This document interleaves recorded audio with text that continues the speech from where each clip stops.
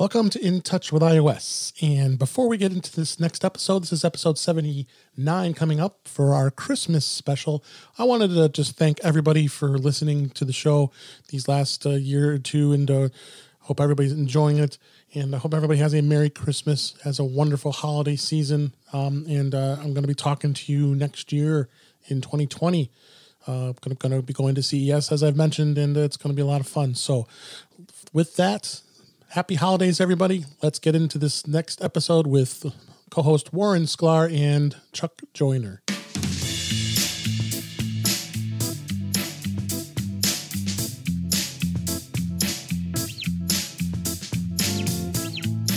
Welcome to episode 79 of In Touch with iOS, a podcast that talks about iPhone, iPad, Apple Watch, Apple TV, and related technologies, plus tips, apps, and gear. I'm your host, Dave Ginsburg, and my co-host is back this week, Warren Sklar. How you doing, Warren? I am doing good on this pre-holiday show.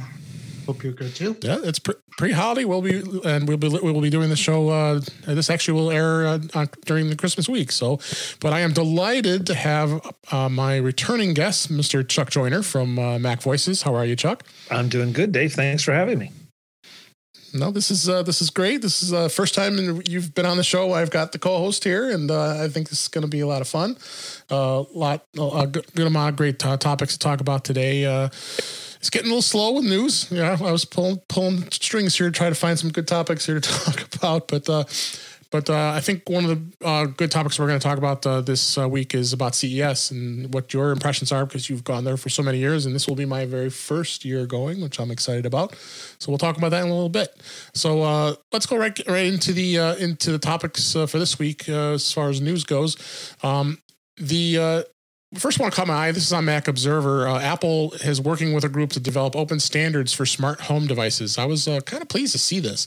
There's a project called Connect Home over IP wants to define a set of IP network technologies for device certification. And that's the thing. I always found with smart devices, they're just all over the place with what the devices are and what they're all available. What did you think, Chuck? I want more information, David. I mean, this looks like a great thing, and certainly I think it's Zigbee, I believe. No, is it Z-Wave? I think Z-Wave has been out there trying to standardize things, and of course, Apple's done its own thing, Amazon's done its own thing.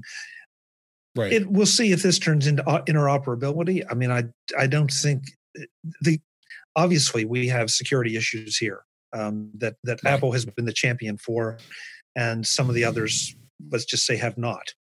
So that's one of my biggest questions here is, okay, the standards are great, but does this mean I'll be able to say, hey, S-Lady to my Amazon device, or right. Hey, A-Lady to my HomeKit devices? I just don't know. I think it's definitely a great step in the right direction. Yeah, no, I agree. What do you think, Warren? Yeah, pretty much the same thing. I mean, the security aspect is mostly the issue, and the fact that you could buy, something from Belkin that works with HomeKit compared to something right. from Bolkin or Bulpy from Amazon from some country we never heard of that works with the A-Lady. That's Apple's not going to like that. So. It is a mess. I mean, I have all sorts of devices and I have all sorts of apps, which is a pain in the butt. You have to switch between to control them. Right. The A-Lady takes in most of them, a lot more than Apple does. So a lot of things you could combine into the Alexa app. But I mean, it would be great to just have the one app and them all working together in some kind of way. They tried with the if then that kind of program right. and tried to tie them in that way, but that doesn't really work as well as it should. So yeah, like you, I'm cautiously optimistic and hope it becomes a thing for sure. I agree. Next story was more of a device. This was on The Verge. This Apple Watch charger can actually plug directly into a USB-C port, so you don't have to carry all your cords with you. Well, obviously, in the picture here is a picture of an iPad, and it's plugged into the USB-C port, but it's a little dongle port that it will charge your Apple Watch. and it hangs right off to the edge of your Apple of your iPad, so you don't have to bring your cords with you and charge it. Found this to be a little interesting, and has a cord, has other ways of charging, but it's pretty straightforward, and it looks like it's from Hitachi, which is a pretty big company when it comes to the electronic devices for iPhone, iPad. What do you guys think? Warren, what do you think? This thing looks pretty cool, I think. I have the exact same thing on my keyring, but it's a USB-A port. So I use it. I keep it on my keychain, especially whenever you need to do an Apple Watch update. You need to find the chargers. So I usually go for that one. It works fine. Sometimes with the USB-A one, it's the problem is if you plug it into a hub or something, it's sometimes upside down. So you got to charge the watch on its face. So the USB-C port should fix that kind of thing. But yeah, get one of these, or if not the USB-A ones they have on Amazon. I mean, it comes in handy more than you would think it does, especially when you travel. Chuck, these will be, I'm sure, many of these types of items we'll be seeing at CES. But what did you think? This is, I think, a pretty cool device. Yeah, it looks great, and Hitachi is a great name. I mean, your point, I've visited with them at CES a number of times, and they always make great stuff. And this is one of those devices that I would feel comfortable buying. I'm not sure I would feel comfortable buying it from a no-name company, but if they designed it. It's, they've worked out any bugs that there are, and it's going to be well worth it. Absolutely. So check that out. I'll link in the show notes, of course. Next story was on The Verge as well. Apple Arcade, which I'm not much of a gamer, but they are charging $4.99 a month for that service that came out back in November. They now are offering a $49.99 subscription option, which I think is smart. That's going to save a little money for those folks who want to have a subscription and not have to pay the full ride of for $5 a month. Chuck, what do you think? I know you're, like I said, I know you're not a gamer either, but I mean, it's a good, it's a tool a lot of people like. Yeah, I kind of have mixed feelings about this. $4.99, I felt like $4.99 per month is kind of a throwaway. Yeah. It's the kind of thing that you see it on your subscription list or you see it on your credit card bill and you don't think anything about it. $49.99 is going to make people maybe look at it and say, gee, I wonder. So, and yet, if you're really into arcade, I think, or on the bubble, yeah, okay, this, I haven't done the math. But, this takes it down to a per month cost of even cheaper. I just hope that people that were on the bubble about this don't look at this and say, hey, you know what? I didn't realize I was paying, what was that turn into, roughly $60, a year. Right. Now this will save me some money, but maybe I didn't need it in the first place. So, True. Kind of the same thing with News Plus, where you just have to decide, is it the type of service you really want? But yeah, what do you think, Warren? Yeah, I mean, I had the trial, like most probably you guys did too. Yeah, we all did.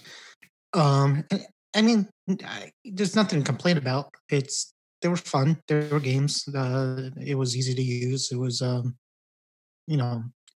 was nothing wrong with it. But like a streaming service or a news service, there has to be a hook. There has to be one or two things that people could justify paying it as a game for it. And I don't think they got the buzz. I don't, my son's 16. I haven't heard him saying, oh, there's this game on Apple Arcade that I play all the time and it's great. And that spreads the word around. Yeah. So I haven't heard of anything like that. Kind of like the Disney Plus has the Mandalorian, which everybody talks about. So that's why it's kind of everybody talks about that. So they really, I think they really need a game that's kind of spread. But like Chuck says, when you start seeing it like as a yearly subscription, it looks like a lot. But some people, like my wife, will rather pay. She hates monthly. A lot of people don't like monthly costs, especially when they add up. So, some like she'll pay, more on a yearly subscription than, less on a monthly subscription, just because she just doesn't want to have the commitment of having to pay for it again. So, it's just a different way to go. But for $50. The one thing I don't know if you could cancel it, right? So if you with the monthly, you could cancel it any time. So what do? Do they give you back? Whatever. Get credit. You get the credit back. All right. Yeah. Because I did it with Apple Music. I changed from just a single subscription to a family subscription, and because I had, when you get the single subscription, you can pay. I was paying ahead. I would pay $99 for the whole year for Apple Music, and that's a little less than what it is if you pay the monthly fee. But then I decided, I want to go with the family plan, because then my wife can now use her own. She can create her own playlist. She doesn't have to use mine, because we were sharing the same account. So they gave me a refund back for the whole thing, and now I'm paying the $14.99 a month towards it. The only thing I could add is, sorry about that, is the Apple Arcade had a weird thing where I think if the music and the news, if you cancel, it's not instantaneous. Where the Apple Arcade, I think that if you cancel, you're not playing the next day. So I don't know if that makes any difference in that, but I mean, we'll see. Kids like it. We'll see. All right. Last story. This is from our friends over at MacStories.net. Federico Rotucci came up with this amazing shortcut, the Music Bot. It's the all-in-one Apple Music Assistant. I am in love with this shortcut that he created. It just does amazing things. It pulls out your playlist, curates artist spotlights. I mean, I could just go on and on. I know this got posted on MacVoices, the group and Facebook for you, Chuck, and that's how I found it. And my gosh, I just can't believe what this thing can do and really curate a lot of your music real easily. What did you think, Chuck? I haven't had a chance to play with it. I downloaded it immediately. I mean, Federico did it. So what are you going to do? You got to try it. And I'm like, you got to try Federico, yeah. But the thing here is, it's all built on shortcuts. I mean, that to me is the fascinating thing about it. And I'm looking forward to digging into this a little more. So far, I look at it and it's like, how did he put this together? It's not just necessarily like just one or two shortcuts, but it's so many different things, and they seem to interact with each other at certain levels. It's just, just go and try it and be blown away by it. Oh, absolutely. It won't hurt anything if you try it, and it's a shortcut. So, did you try this at all, Warren, at all? Yeah, when you guys posted it, I put it on there. Play with it for a little bit, not a lot. Yeah. I mean, it's interesting because when you look at the shortcuts, the source code, shortcuts is supposed to be nice and easy and not complicated. You look at this thing and it's just like programming.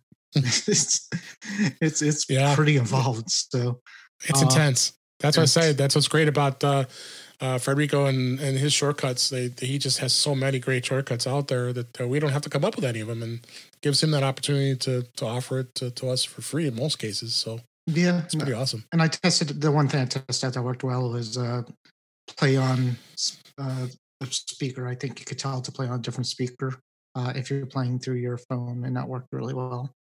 So it's props to him, man. Yeah, I feel like it doesn't necessarily do anything you can't do without it. It just aggregates things together and puts them in a nice little control, almost a control surface kind of environment, and that's what makes it so great. Yeah, absolutely. It makes a great thing. But check it out. We have a link in the show notes, of course, off to his site, and you can download it real quickly, like Warren just did not too long ago to do that. So great stuff. So that's the news. Let's move on to the topics this week. And I thought, we're almost about a week and a half, 2 weeks away from Consumer Electronics Show.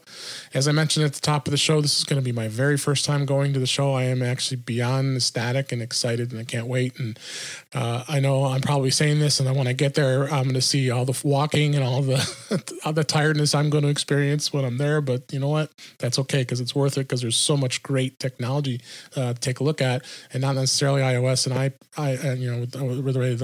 we talk about here, but we're just open started things up here a little bit. So Chuck, you've been going for how long now? You've been gone for, gosh, probably a long time. Not as long as you might think. I think this is my 6th or 7th year. Oh, really? Okay. Yeah, I thought it was longer. Well, come to think of it now, when did Macworld go? So I started the year after Macworld went on hiatus. Because there was just 2010 maybe. Yeah, so maybe it has been longer. I mean, there was just no way to do them both, and a lot of times they overlap. Right. And so I felt like this started out as sort of a poor replacement in my schedule for Macworld, and it's slowly grown on me, and it's grown because of Apple's growth. That if at the very least, a whole lot of the things that are there have iOS apps of some kind that interface with them. So that opens it up right there and makes a lot of the electronics more interesting to an Apple user like all of us. So, yeah, CES just released, in fact, today, their app, because I was getting itching to download it. They hadn't had the 2020 version yet, so it's on my phone today. I've already started exploring all the different sessions are going to be available. What are some of the sessions that you've enjoyed in the past, and what do you think you can anticipate upcoming this year, coming up in 2020? I've gone to a few of the sessions, David. I usually don't hang out in the sessions. I usually hit the show floor, because inevitably the sessions, and taking nothing away from them, but they're there to address things that, while I would find them very interesting, they're not the best use of my time. So I'll probably pop into a couple. I mean, there was one. There was one a few years ago that was done by one of the government. I can't think of the even title, for heaven's sake. The government's information czar back then. Penn and Teller. Penn and Teller did a session, and that was fascinating about.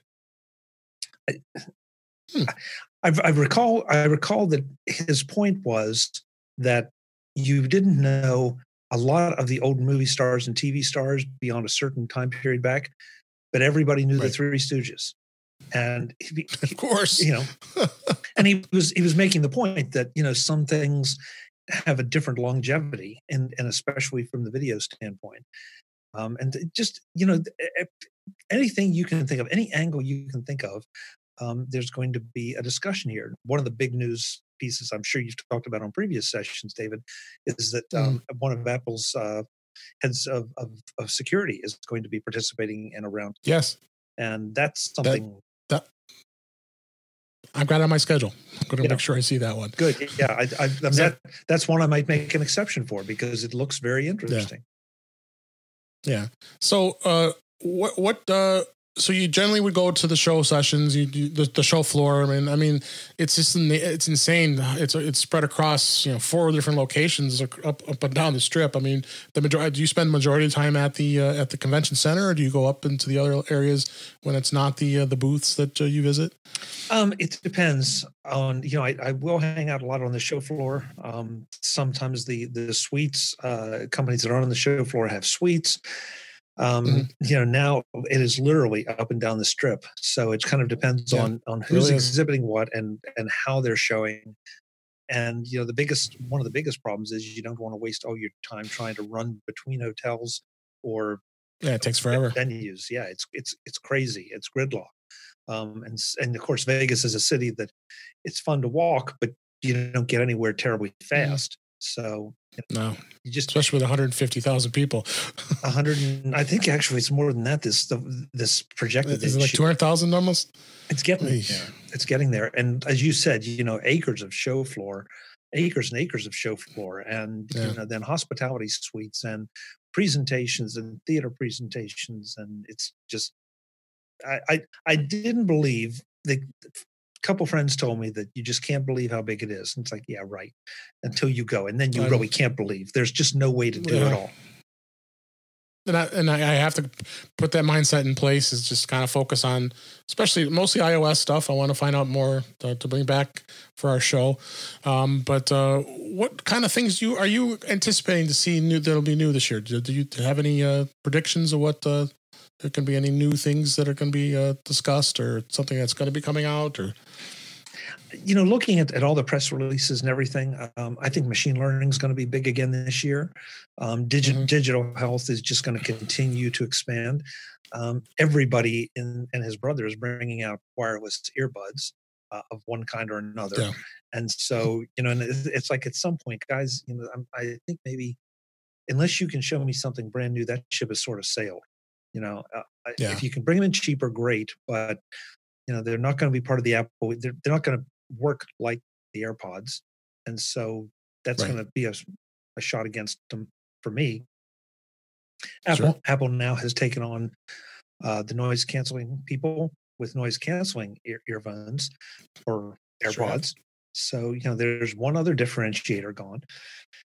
Beyond that, you just never know. I mean, you round the corner or turn a corner on the show floor, and you just never know what's going to be. There's stuff that, sometimes the press releases don't do the best job of explaining things. So I've been by booths that looked like mildly interesting, and then I get there, find out what they're doing, and it's like, this should have been like number 1 or 2 on my list. So yeah. And that's what's unique, and all the interviews you did this past year and every year previous. It's just you never know who you're going to interview, right? Is that really where it comes to? Because like you said, you're walking the show floor, you see something that looks interesting, it would be good for your audience, and then you grab someone to interview, right? Sort of. I mean, that was the way I did it the first year because I didn't know what I was getting into.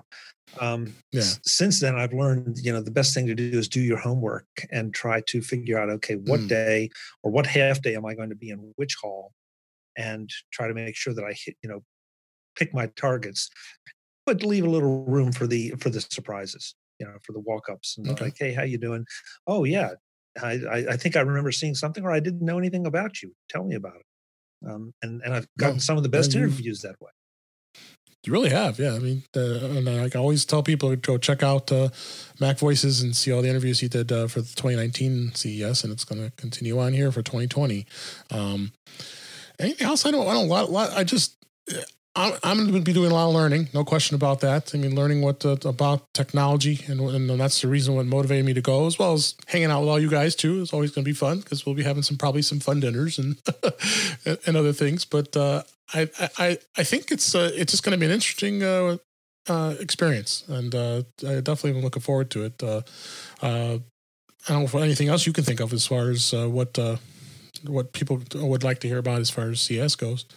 No, it's. I think it's tough to remember that this is an industry trade show.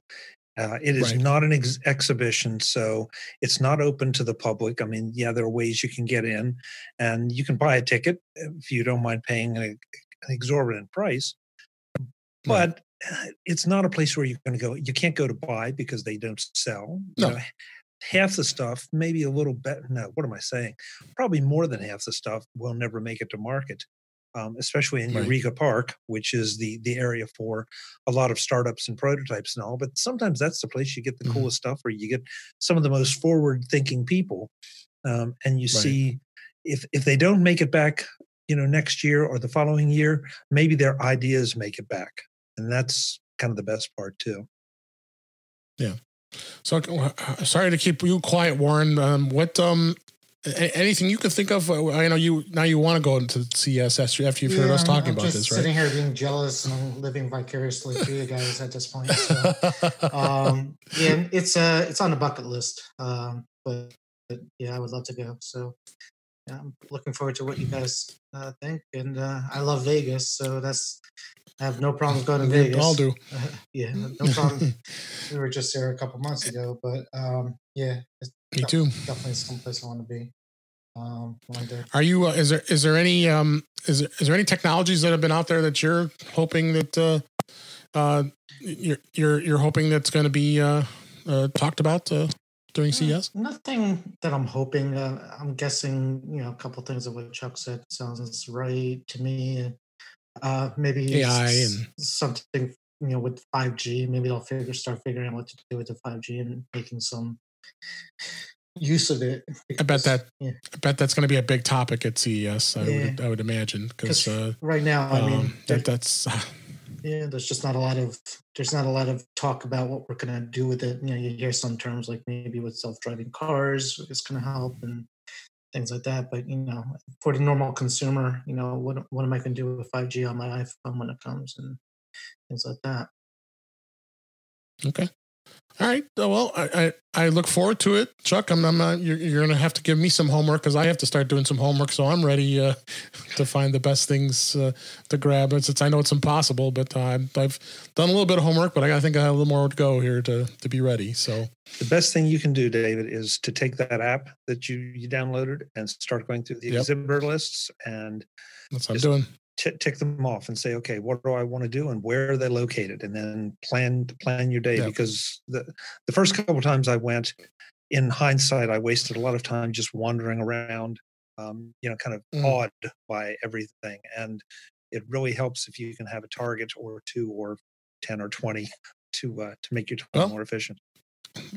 Hopefully it's stuff I can find that relates to iOS. That's what I want to. That's my interests and Apple, and I'm sure there's going to be plenty of it out there. So we'll see, and definitely you'll be hearing a lot about CES on Chuck's MacVoices, as well as future episodes here on In Touch with iOS. So we'll look forward to it. A couple weeks. I'm looking forward to it. I'm looking forward to seeing you too, of course.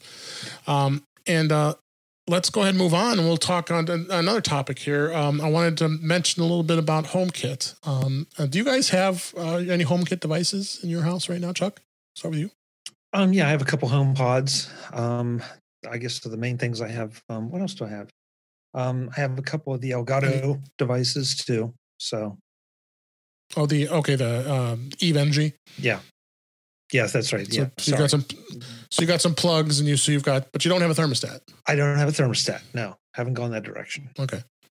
Yeah, I was waiting for a while, and I decided to take the dive in, and I decided to go with an Ecobee, only because it has HomeKit capabilities. Because as you go with the Nest, you're stuck in the Google world. So that's what I did with the thermostat. Warren, how about you with HomeKit? Do you have any HomeKit devices that definitely that have been sticking out for you? Yeah, I have a couple. We have a Nest, obviously, so that doesn't work with the HomeKit, but it works well. August Lock. Still got the app. Yeah, the app works, and it works with the A-Lady too, which is good. I have an August Lock, which works with the HomeKit. So we have a beach house by the Jersey Shore. So we don't rent it out as of right now, but basically we monitor it. So it's very HomeKit with security cameras. I got the August Lock. I have the Nest cameras. I got cameras everywhere, things like that.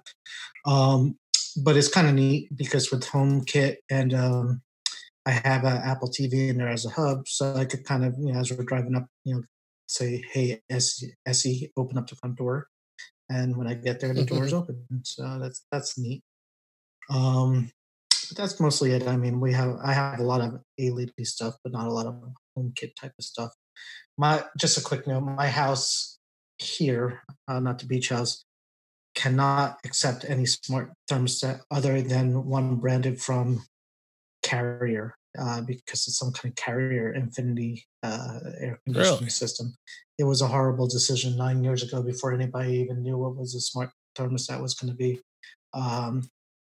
It has something to do with the wiring and then the zones. It's very confusing. So you could go on their website and buy something, but it's like stupidly expensive and not good.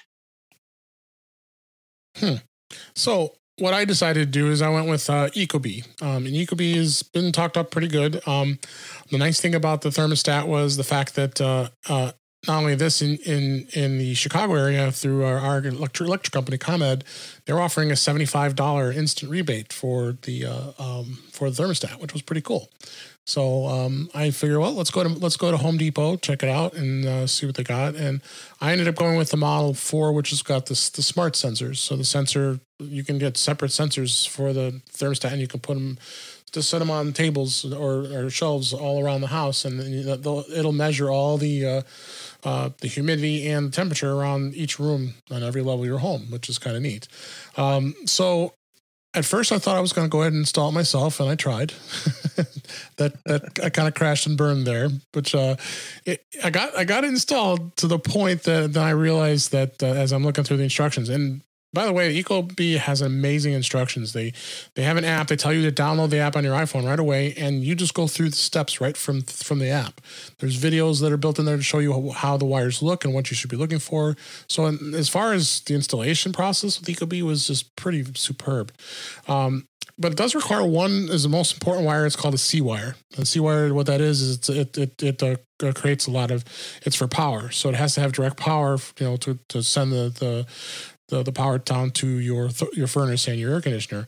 Well, that for some reason, I have a very old furnace, so I have a 35-year-old plus furnace, so it's old. So, but it apparently still had that wire because there was a wire in there that had been just tucked away from the previous thermostat. So I said, I don't know if I really want to go down exploring and start playing with wiring in my furnace. So I said, I'm going to go and hire a professional to do this. So sure enough, I was able to do that. In fact, they called me on I called them on a Monday. They called me and they said, "Oh, we have some time today if you want to have someone to come out." So I was able to get it done, right quick. And sure enough, he was able to get that working. And I'm pretty amazed. I'm pretty amazed what it can do. The temperature is controlled right from your phone or from S-Lady too. S-Lady, you just tell her to set the temperature at a particular temperature, and she'll do it. So, which is just absolutely impressive in itself, being able to do that without any fail. So, but I definitely recommend checking it out. I also have other outlets like you guys too. I have the Belkin and a couple of those other brands, and it's been great too. What do you think, Chuck? I mean, I think you should get a thermostat in your house now. David, there are certain devices that I'm still not completely comfortable going with because of hacking issues and security issues. And frankly, a thermostat is one of them. You and I both live in cold parts of the country. And if the thermostat were to go wrong at the wrong time when I wasn't home, it could be kind of devastating. Now, you can tell me that could happen with a normal thermostat or the power going out. Sure. Yeah. But I just am not quite there yet. So I'm giving it a little time. Smart locks are sort of the same thing. Too many opportunities for hacking. Yeah. So I've looked at the Ecobee. I've heard Dave Hamilton recommend it a lot. Yep. Just not quite there yet. Okay. All right. And any other HomeKit? There are other things I've been exploring too. I don't know if I'm so big into the bulbs. They have those Hue bulbs and such. I don't know what your thoughts were on that. Oh, I've got a lot of those, a number of those, and I've absolutely. Oh, you do? Yeah, okay. I absolutely love those. The color changing ones, they're fun to play with, and in certain environments they can be fine. But the ability to walk in and be able to tell whichever device, depending on how you have it set up, to turn this room on, turn the bedroom on, turn the bedroom off, set the lights to 50%. In the case of the color ones, of course, it's the color if that's something that you're really into. But yeah, it's a huge convenience. It's probably the thing that I use the voice control the most for, outside of direct commands to my iPhone with Siri. Okay.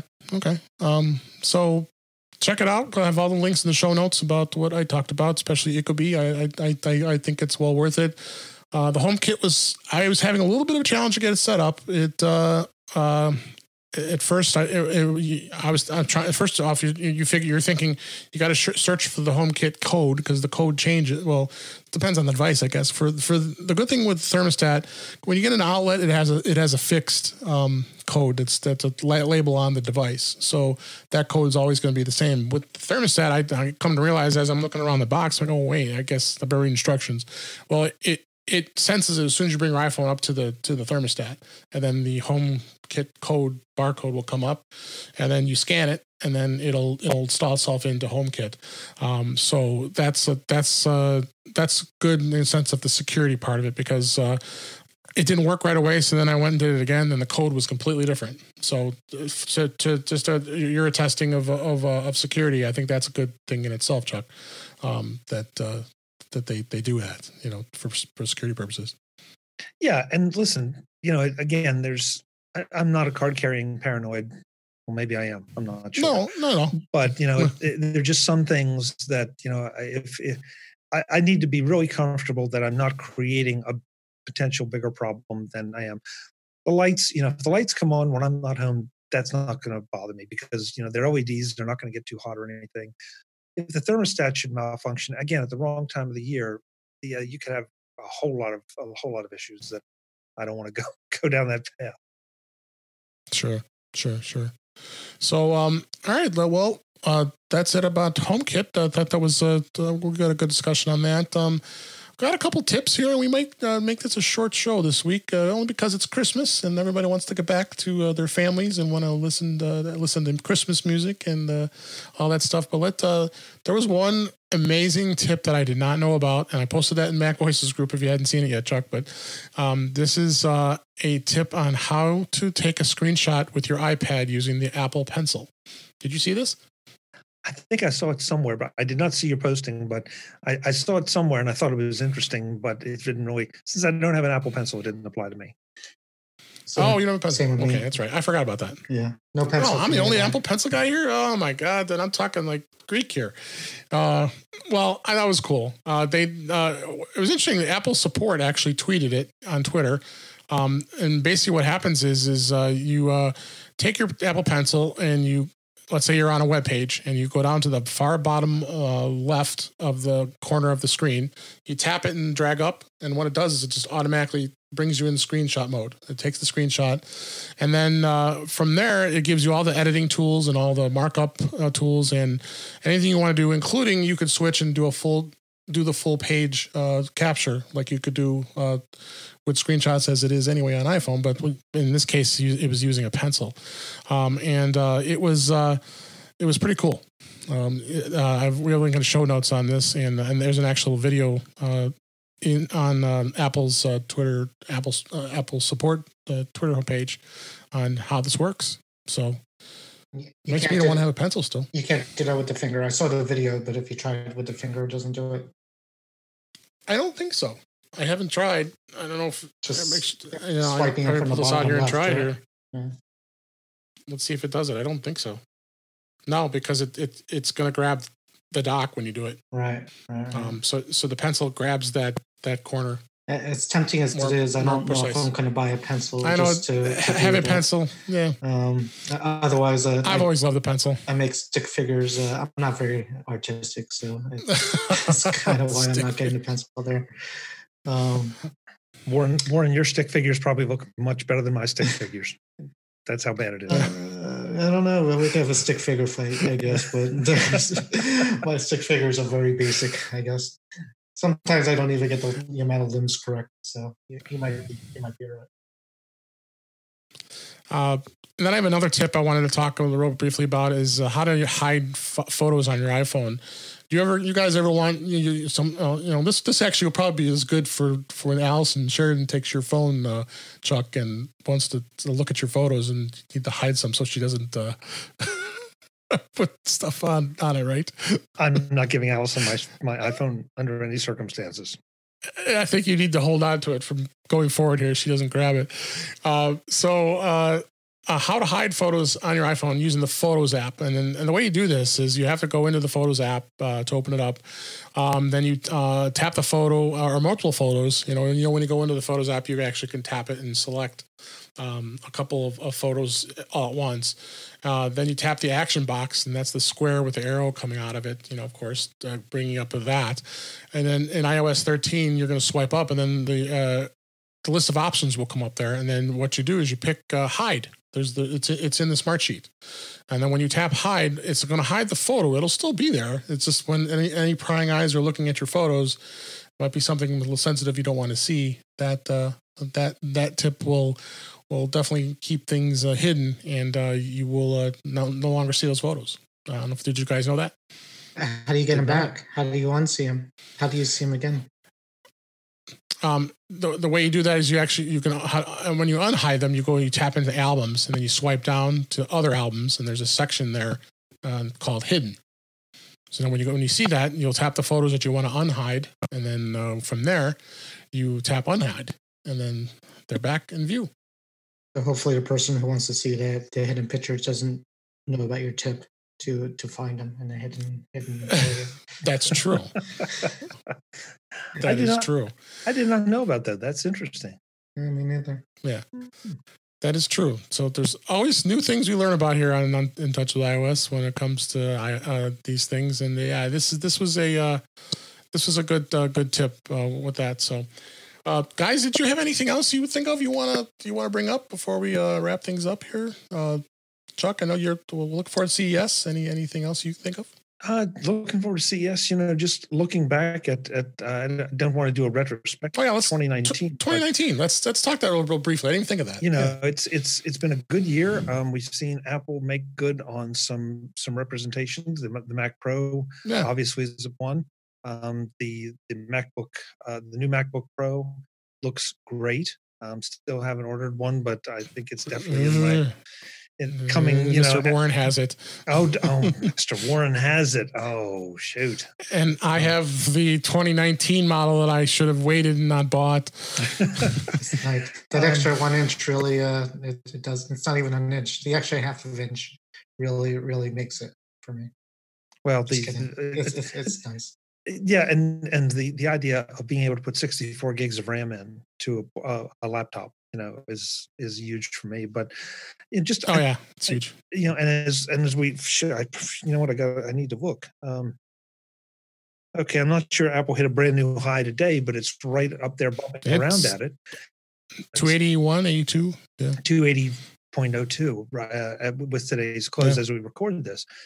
So clearly, the naysayers about Apple, they still continue to peddle their stuff, and AirPods were the number one requested gift by the kids this year. So you just look at all the things that are happening good for Apple, and you look at how many people are criticizing things, and I don't know. It just I feel like people find reasons to criticize Apple and they don't have to all be cheerleaders like at least two or the three of us are here. But I think you have to recognize that they do so many things right, and they don't compromise on their values. And that's hugely important going forward in the world today. Yeah, I did a review of the AirPods Pro. As you see, I have them in my ears here. And I absolutely love them. I think it was a smart move on Apple's part to tap into the noise canceling market, because I would always, and I'm sure have them too, is that you're carrying your Bose headphones when you bring them on a plane, and you look around, that's all you ever see is everybody has their Bose headphones. Well, I had these on the day they came out, and I flew to Vegas that weekend, and I was able to firsthand try them on a plane, and I'm telling you, I could travel without my Bose headphones at this point. I mean, I think what Apple really did an amazing job with noise canceling and these. So that was definitely a revolutionary release this year. I think I can look back too is the iPhone, the iPhone 11 Pro and 11 Pro Max, the camera. We just had Frederick Van Johnson on the last show, and I just sat and talked about how great that camera is, and he even told me that he. As everybody listened, you guys hadn't heard it yet, but that he was on a trip to Hawaii and he did not bring a DSLR with him. He used his iPhone exclusively as his primary camera the whole time on his trip. Wow! So I think there's some revolutionary changing of the guard with comes to the cameras. Point and shoot cameras are when you told that to the millennials and the younger people, they're like, "What is that?" At this point, it's just because where these smartphone cameras have come, right? And I'm sure you can attest to it. You have the 11 Pro, and I'm sure you're loving what the photos you're getting out of it. It does great. The only thing that, and this is the nature of all of them, is you don't have that zoom that you need if you're trying to shoot something that's farther away.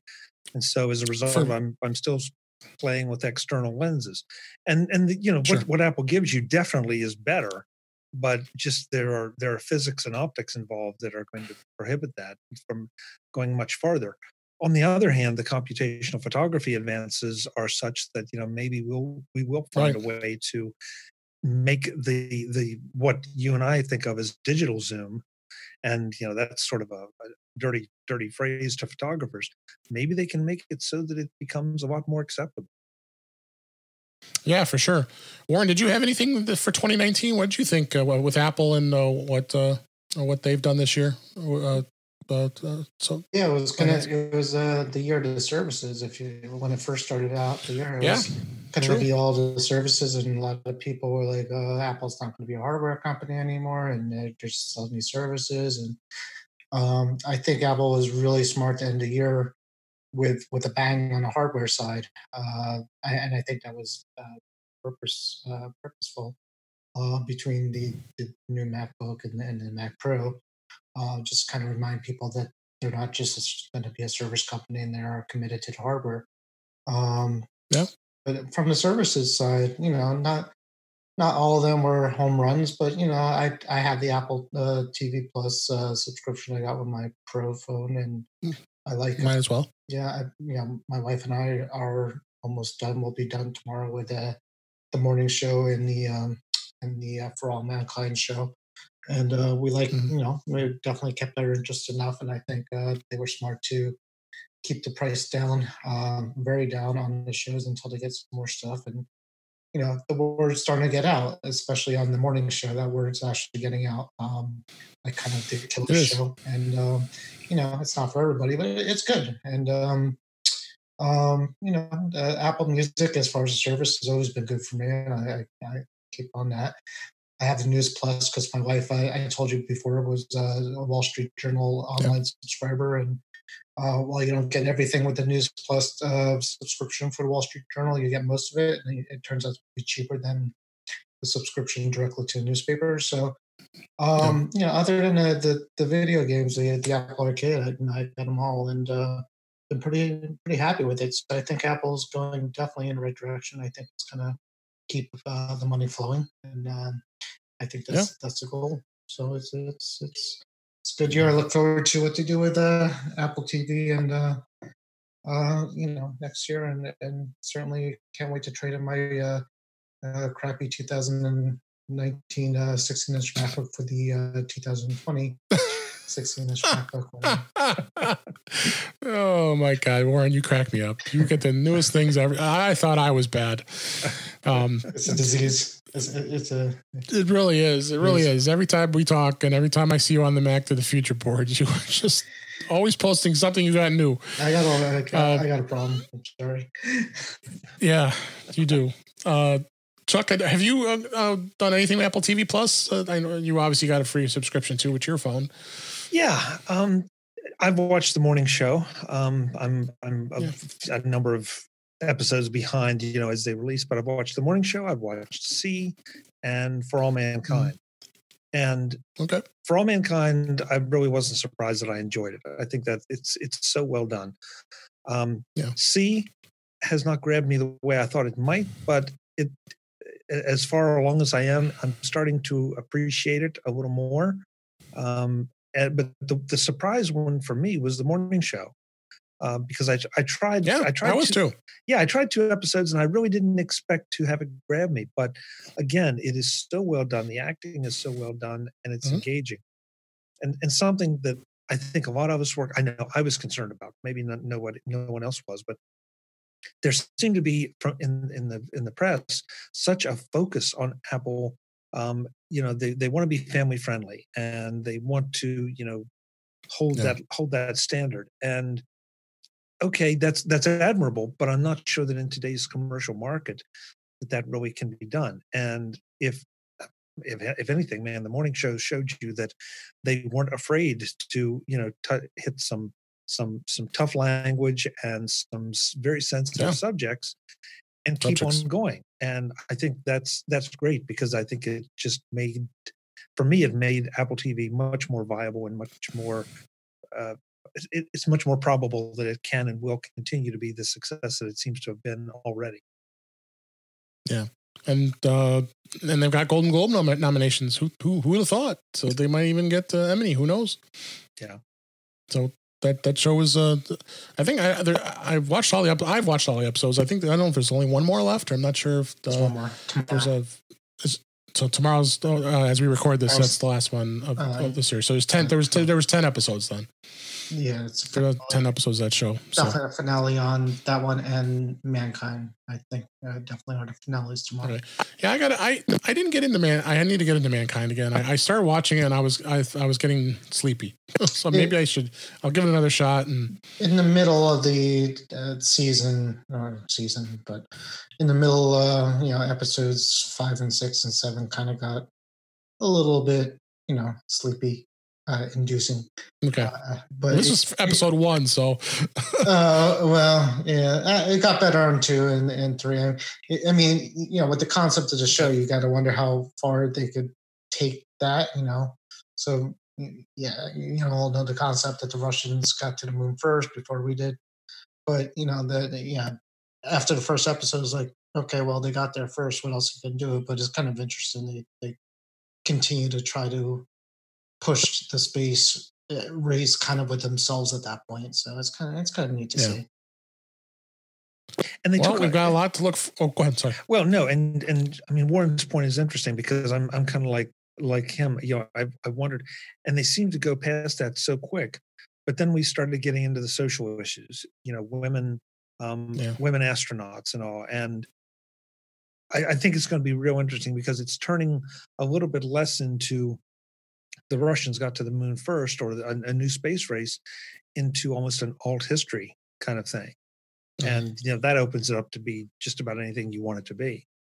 In a sense, though, it's turning very Apple-ish at that point because it's like, with the women astronauts and there's a couple shows with the minorities and in space and things like that. And it's kind of, it is an alternate history, and I think it's an alternate history that, Apple as a forward-thinking company would like to see or like to have happened. It's very it's very PC to say, back in the 60s where women and minorities were not allowed to do much of anything are now doing pretty much everything that men are doing, might be doing. So it's kind of a utopia in the 60s, and it's kind of neat. Yeah, agreed. Yep. Agree. I definitely agree. Well, and we got a lot to look forward to in 2020. I mean, I can't believe we're going to a new decade next year.